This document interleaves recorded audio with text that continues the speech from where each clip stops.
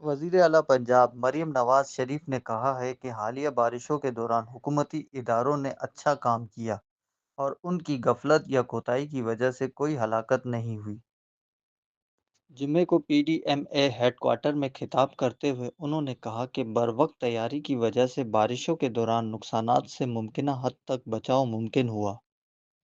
مریم نواز نے کہا کہ جہاں کئی دنوں تک پانی کھڑا رہتا تھا، اب وہاں چند گھنٹوں میں پانی کی نکاسی مکمل کر لیا گیا۔